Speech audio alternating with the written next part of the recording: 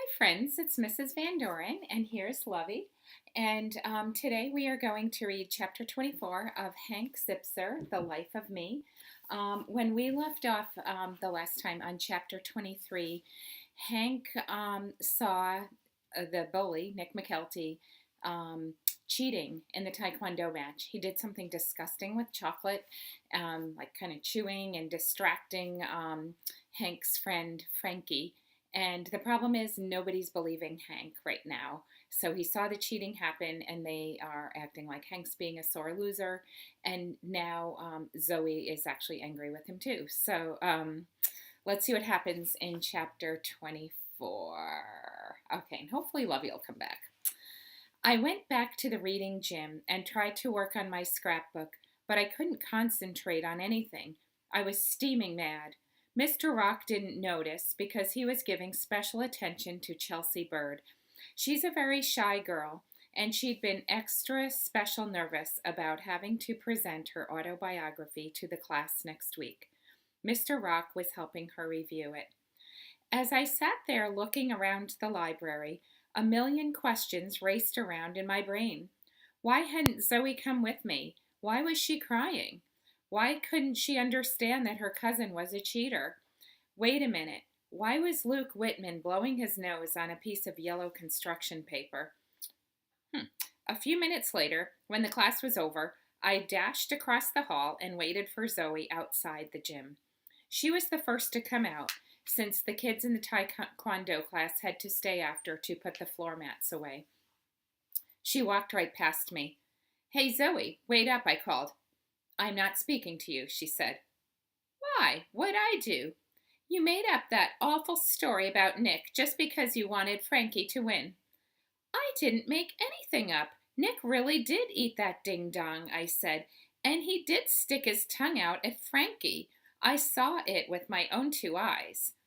"Oh, really, Hank? I didn't see it. Ashley didn't see it. Principal Love didn't see it. Explain that."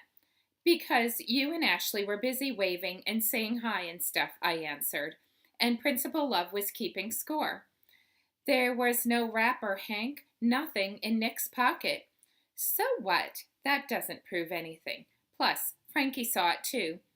We had reached the door of the library. "I'm going inside to get my stuff now," Zoe said. "When I come out, I'd like you to not be here." But I had no chance to finish the sentence because she turned and went into the library. I stood at the door. Here's Lovey. I stood at the door, gathering my thoughts up, as much as I can gather my thoughts up, that is. Then I followed her in. She was already talking with Chelsea Bird. "You'll do fine," I heard her saying to Chelsea. "Everyone gets nervous, but we're all here to support you." "Psst, Zoe," I whispered, but she didn't even look my way. I ran out into the hall and stopped Frankie and Ashley as they were coming out of the gym. "Frankie, you've got to help me," I said. "Zoe thinks I made up the thing about the ding-dong. You've got to tell her it's true." "Drop it, Zip," Frankie said. "You mean you're not going to say anything about what happened?" "Taekwondo isn't about winning and losing," Frankie said. "McKelty knows what he did. He's got to deal with that." Frankie started walking down the hall. "So you're going to let McKelty pull a fast one like that?" He stopped and looked hard at me. "Listen, Zip, there's the one thing I've learned about sports is that you get all kinds of calls. Some are good calls, some are bad calls. And the deal is, you can't complain about them or just look like a chump. So let's forget about this, okay?" "No, not okay. Listen, Frankie, I need you to tell Zoe that I wasn't making this up. She thinks I'm lying about it." "You have to admit it, Zip. You're getting a little confused about what's true and what isn't these days. Like the deal with not telling your dad about reading gym. Come on, dude. You should tell him." "That's easy for you to say. You don't have to live with him." "Yeah, but you do, and lying to him isn't going to make it any easier." "So you're not going to back me up with Zoe?"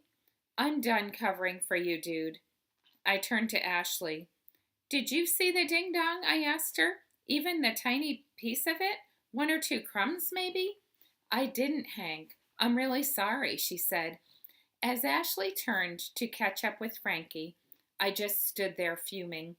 To make matters worse, Nick the Tick picked that very moment to walk out of the gym. Told you I'd take your pal down, he said with a grin. You cheated, I said to him. You've got no proof, Sherlock, so it looks like I'm the winner and you and your pal are the losers. Call me immature, but I actually growled at McKelty. I didn't plan to do it, but it just sort of fell out of my mouth before I could stop it. A real growl, like a lion or a tiger.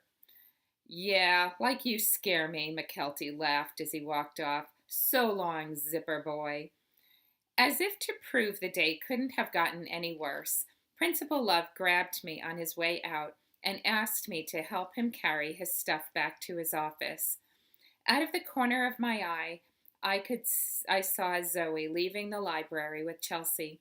But me, I was stuck squeaking down the hall next to Principal Love, toting his gym bag in one hand and his snowman scarf in the other.